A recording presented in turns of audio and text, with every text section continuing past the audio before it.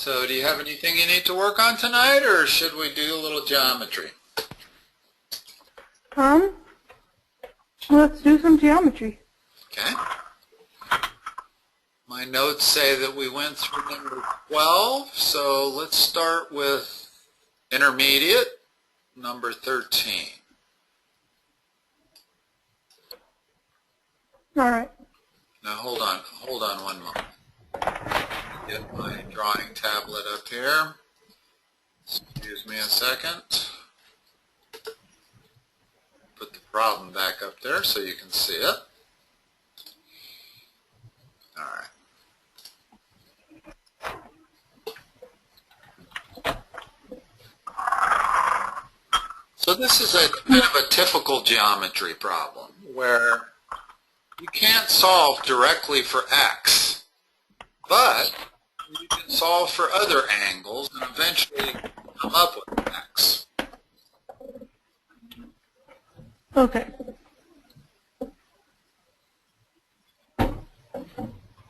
So, just to be clear, that sign AD is parallel to BC, right? Correct. Even though it doesn't look like it, it doesn't look like they've drawn it exactly parallel, but it is parallel. All right.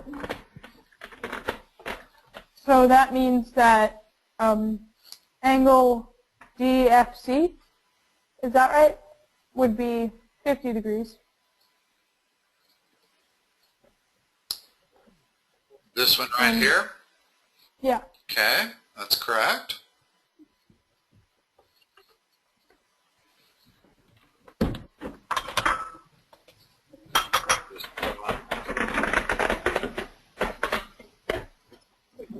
So we know that's 50.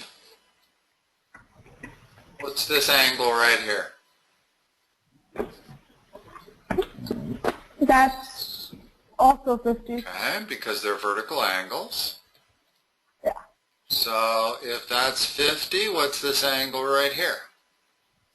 70. Now, the thing tells us that AD is parallel to BC. That means x should equal 70. Exactly. Very good. Yeah. Because of parallel lines. In other words, Yeah. you have a parallel lines here. You have a transversal. This angle has to equal that angle.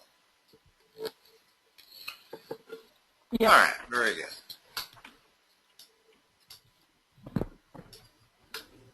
Hold on a moment.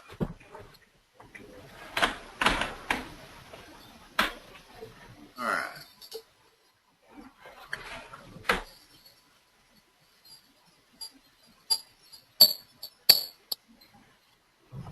All right. So for that one, 180 minus 15 equals... Yeah, before you work on it, let's talk about a geometry principle that I'm not sure you're aware of.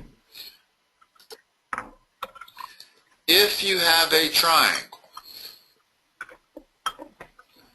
that has 3 different sides,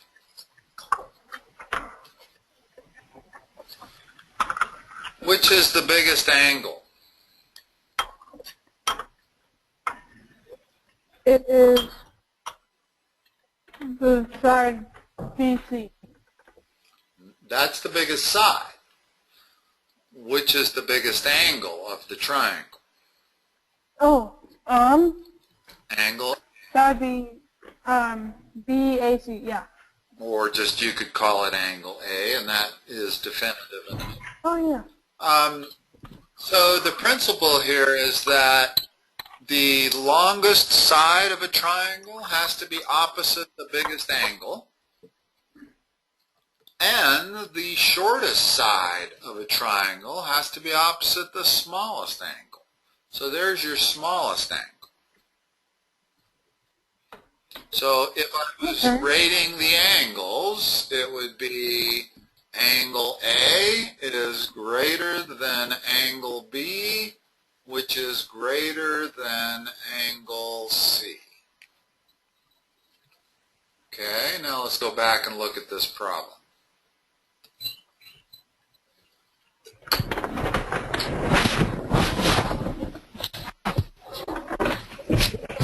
So,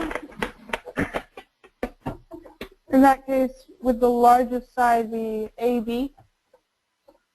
Since, well, yeah, but also it means AB will be the same size as CB. CB, yeah. So AB has to equal 10. In other words, yeah. we don't know what x is, but if that's x and that's x, then the side opposite this x has to be the same as the side opposite this x. So we know this is 10 over here. Can we solve for x?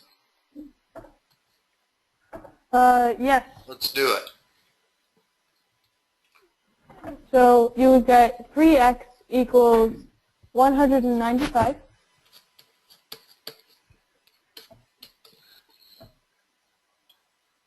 And then, yeah.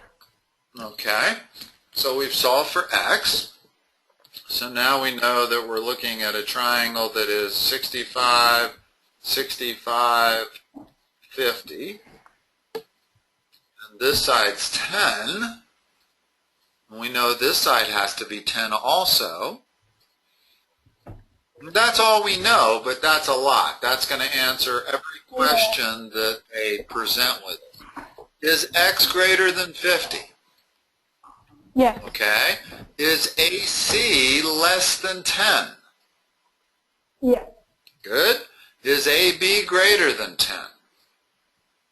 No. So, it's equal to 10. right. So 1 and 2 only. Okay.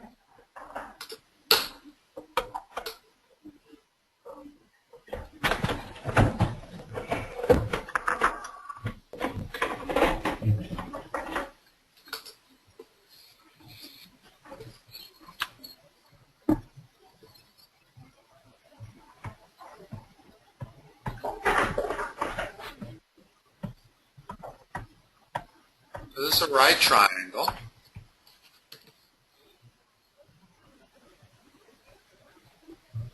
And they said the area is equal to 6. And BC is 1/3 the length of AB. You want to know what AC is. All right. So, what I would do, could you kind of work backwards from the area to find the sides of the base and the height? Yep.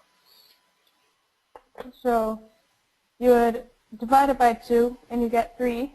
And the ordinary numbers that are factors of 3 is 3 and 1. So that means side AB. Doesn't have to be integer factors. Notice one of the answers is square root of 2.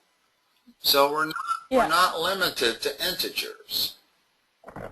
You're correct that the area is it's 1/3. 1/2 of BC times AB. We can certainly say that.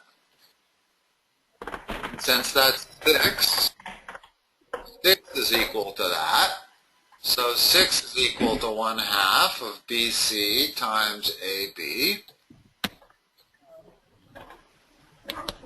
And so that just means 3 is equal to BC times AB, and if BC is 1/3 the length, then BC must be 1 and AB must be 12. In other words, I have to multiply both sides by 2.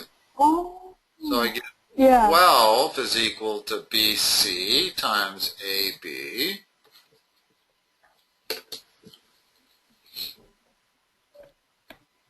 So what's missing from this problem that we haven't put in yet?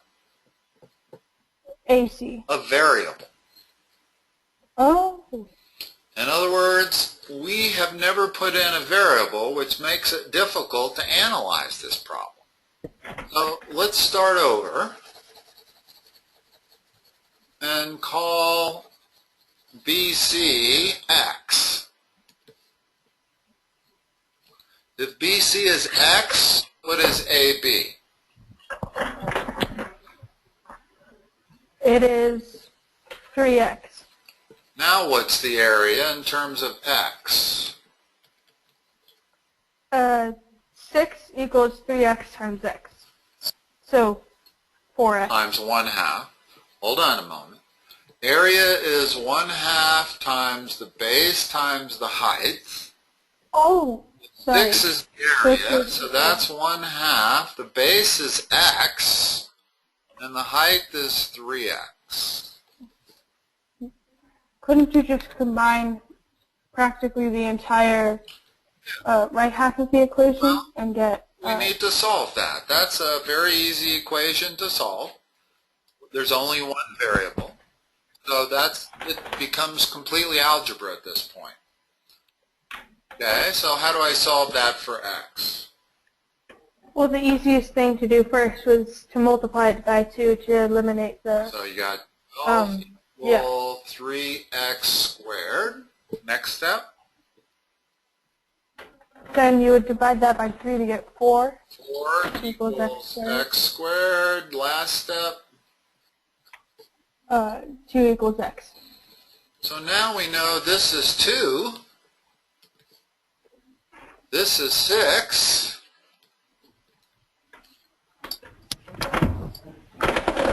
And so that means... We don't even need to know.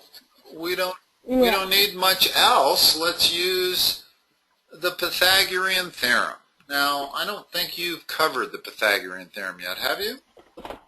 I have a few, yeah. Okay. Well, the Pythagorean Theorem says that the hypotenuse of a right triangle is equal to the square root of the sum of its sides. So I can say AC squared equals 6 squared plus 2 squared. Yeah, and that would equal 2 root 10.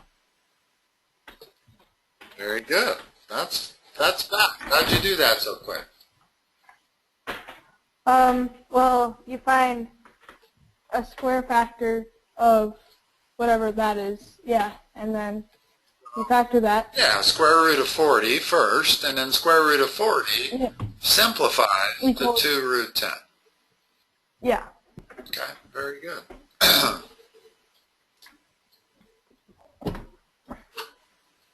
So, just to be clear here, if we don't introduce a variable, this problem becomes a little difficult to even think about. So this is a really good spot where algebra is really needed. In other words, when they told us that BC was 1/3 the size of AB, well, we can let BC be x. That makes AB 3x. And now we can formulate an equation that we can solve. So the introduction of the variable was important there. Yeah. All right.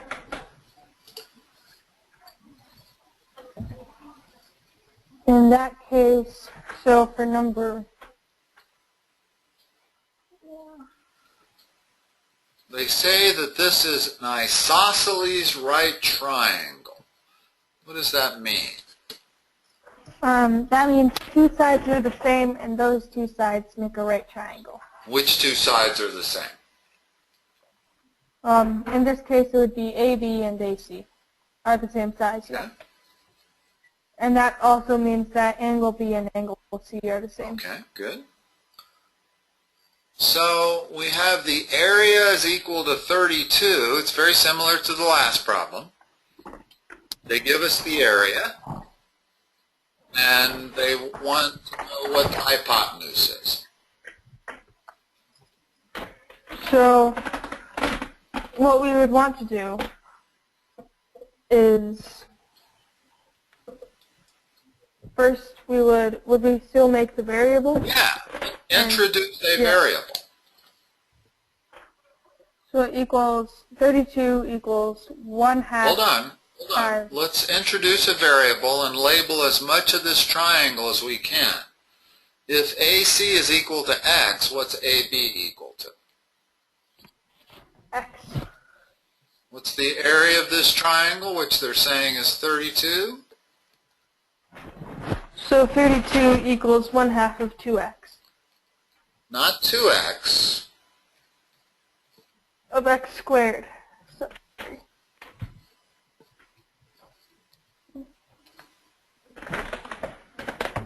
Next step? you would multiply that by 2, and you would get, 64 equals x squared. So x equals what? 8. Okay, so now if we go back to our picture, now that we've figured out the sides are both 8, what's the hypotenuse? That would equal 64 plus 64 square rooted, so 128, that square root. You would get, so apparently 8 would be a factor. Equal. Okay, when you're searching for factors of 128, only look at your perfect square numbers. That's what I was. Okay, so you want to look at 4, 9, 16, 25, 36, 49, 64, or any of those factors of 128. So, and I know furthermore, you don't have to come up with the maximum yet. Is that number divisible by 4? Yes, but it's also divisible by 16. Okay. What else is? So that works. Okay, let's make it divisible by 16. 16 times. Oh wait, no, it's divisible by 64, which That's the best. is the biggest one. So it'd be 8 root 2. Okay. So the answer is 8 root 2. But I guess what I'm trying to point out here is that even if you don't spot that 64 is there, you'll get there even if you make that equal to the square root of 4 times the square root of 32. Because then that becomes 2. Square root of 32 is square root of 16 times square root of 2. So Then you would get 4, so you end up getting there. So the moral is that you do not have to come up with the maximum perfect square number. If you can't figure out that 64 is a factor of that, start with 4. And even if you don't see that 16 is a factor of 32, 4 is. So you could do another 4.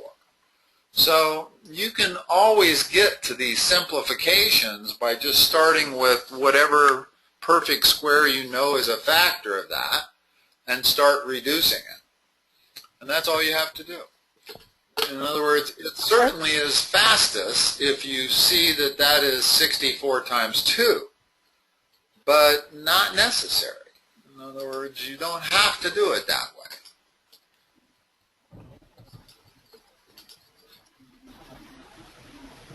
All right, advanced. Let's see. You did pretty good on the intermediate. I'm impressed, given you haven't had geometry yet.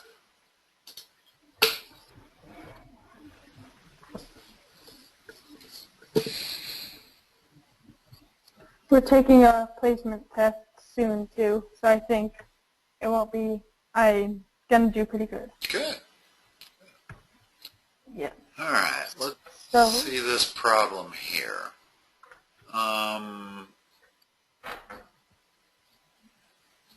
What is the length of BD?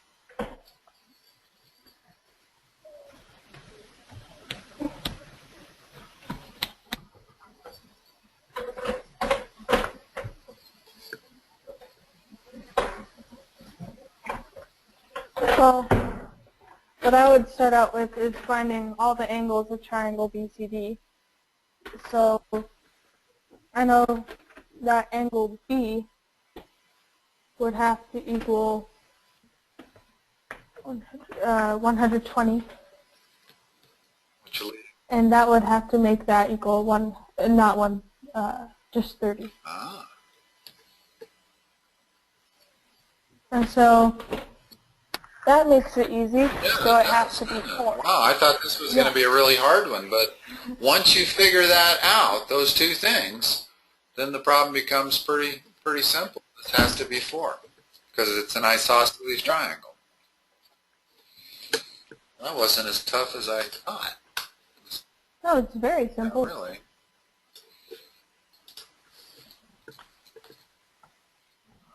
All right. So we know that line AB equals 1, which is easy. Okay. And then we know the height of the triangle equals 4. Okay. So with that, you could do, we don't know the area yet. So you multiply that. What's the general formula for area? Yeah. A equals 1/2 B times H. Or in this case, AB times the height. CD. Or, yeah. Just label it height. Well, you got most of it.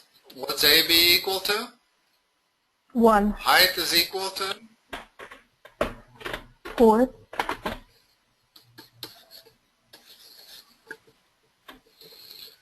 The reason they have this in the advanced section is because you have to know that the height of a triangle is the vertical height.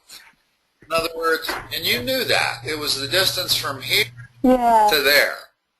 In other words, you have to measure it outside the triangle. You can't measure it inside the triangle here. That's the difficulty with that. Not technical.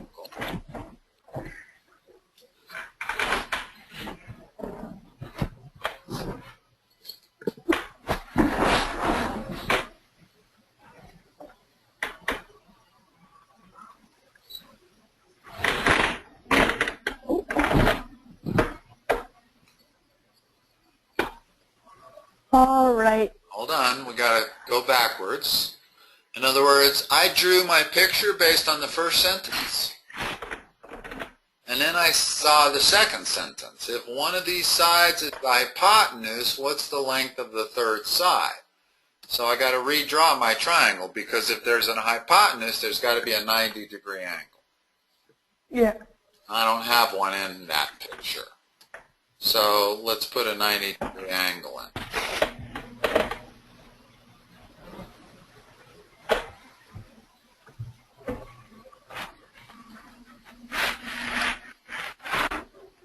And one of those sides is the hypotenuse. Which one is it? That side is the one opposite of the right angle. Okay, but is it d over 3 or d over 4? It would be d over 3. Yeah, because the hypotenuse is always the biggest side, and d over 3 is bigger than d over 4. So I'm going to make d over 3 be the hypotenuse. Now, if there's one thing you've got to be able to do in geometry is to solve for a third side of a right triangle. That's something that we just have to do tons of. In other words, we'll call it x for now. Give me the equation that relates these three things together. Root d over 4 times x. Let's start start with the Pythagorean theorem. Yeah. Pythagorean theorem says this side squared plus this side squared equals this side squared. So it should be d over 4 parentheses squared times x squared. Plus Plus x squared. Plus, yeah. Equals d over 3 squared. Okay. Now, right offhand, it doesn't look like that equation can be solved because I have two variables and I only have one equation. But if we expand it out,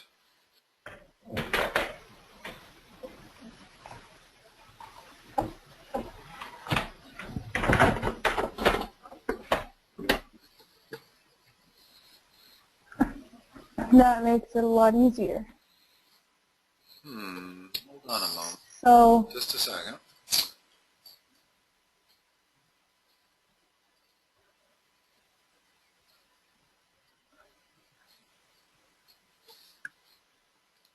Okay. So I was looking for an answer for x, and what we're really going to be able to come up with is an answer in terms of d. yeah. And if we look at all of our answers, they're all in terms of d. In other words, we're not going to be able to solve for x, but we will be able to solve for x in terms of d. So this is a relatively difficult algebra problem. What's the first thing we want to do to solve this? Wouldn't you multiply 16 to both, no, 9 to both sides, right? What number would get rid of both denominators in one step? That's the key. In other words, if I multiply both sides by 16, I've still got a denominator there. Wouldn't you find the... What's the common denominator between these two numbers? There is none. Oh, 1. There's always going to be one. There's always going to be the product. There's always going to be a common denominator. Okay? Oh. So if you can't think of a common denominator between 16 and 9, start with 9 times 16, which is 144. Okay, so here's what I'm going to do. I'm going to multiply the left side of the equation by 144, and I'm going to multiply the right side of the equation by 144. Okay, so what's 144 times d squared over 16? That would make 9d squared. Good. So got to multiply the 144 times the x also. What's 144 times d squared over 9? 16d squared. Now, much easier equation to solve. What's the next step? That you would... Could you find the square root of everything? We're trying to solve for No, x. because you're not... So we want to get that isolated. What's the first thing I can do to isolate that? You'd subtract 9d squared. Okay, so I got 144x squared equals 7d squared. Now what? Then you, would you root both sides of the equation? No, because... Let's try to, the best way to do these is to try to isolate that. Yeah. And then Even you though divide it by... your method would work, it's still, you want to do these in a standard. So x squared Then you divide it by 144. is equal to that. Now what? Now you root it. Right. Now you take the square root of both sides. So you've got x equals the square root of 7 over 144 times e outside the radical sign. Well, actually, since you're never supposed to have a root denominator, you could just make it root... What's the square root of 144? 12. So this becomes square root of 7 over 12. And there's your answer, and you've got a rational denominator.